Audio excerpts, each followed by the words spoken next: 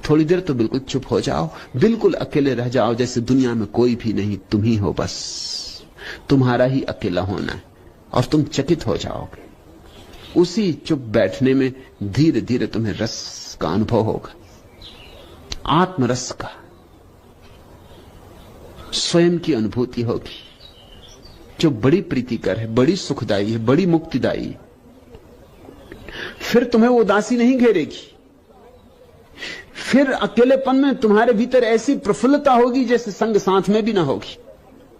फिर तुम भीड़ में जाओगे तो ऐसा लगेगा कि कब छुटकारा हो, क्योंकि भीड़ है क्या सिवाय उपद्रव के? शोरगुल के अतिरिक्त और है क्या तुम्हारी भीड़? तुम्हारी पार्टियां और तुम्हारे भोज और तुम्हारे विवाह और तुम्हारे सभा मंडप सिवाय उपद्रव और शोरगुल के और क्या है? उत्सव कहां है? अजीब हालत हो जाती है। अभी कुछ दिन पहले, 2-4 दिन पहले, किसी को पड़ोस में उत्सव मनाना, बेटा पैदा हो गया, बस लगा दिया जोर से माइक, बजाने लगे फिल्म की बेहुदी धुनें, न जिनमें कोई तुक है न कोई अर्थ है, उछल कूद। अभी भारतीय फिल्मों में आदमी तो पैदा ही नहीं हुआ, अभी डार्विन के पहले की चल रही फिल्म, उछल कूद, और जितना उछला कूदो उतनी ही ऊंची फिल्म उतनी ही चलती।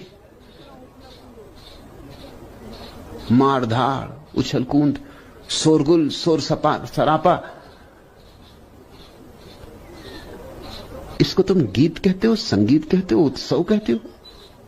तो उपद्रव क्या है फिर उपद्रव किसको कहोगे? फिर तो कोई आदमी शांत बैठा हो तो उसको उपद्रवी कहना चाहिए। ये देखो उपद्रवी बैठा बिल्कुल शांत। हमें उत्सव मनाना भी नहीं आता, क्योंकि हमें अकेला होना ही नहीं आता। हमें एकांत में ही रस नहीं, तो हमें रस क्या होगा? उत्सव में भी रस हो सकता है जहां कुछ ऐसे लोग मिल बैठे जिन सबको एकांत होने का मजा है, तो उत्सव में भी रस होता है। तो 10 लोग चुप बैठ के भी ऐसे गहन आनंद के सागर में डूब सकते हैं जिसकी तुम कल्पना भी नहीं कर सकते। उदासी घेर लेती होगी क्योंकि उपद्रव को तुमने अब तक उत्सव समझा है। एकांत का गणित सीखो, एकांत की भाषा सीखो। जिंदगी एक बड़ी अबूझ पहेली। सबसे बड़ी अबूझ बात यह है कि इस दुनिया में सर्वाधिक आनंद को वे लोग उपलब्ध होते हैं जो अकेले होने की कला सीख जाते हैं। यहां सर्वाधिक दुख उनको मिलता है जो अकेले होने की कला नहीं जानते।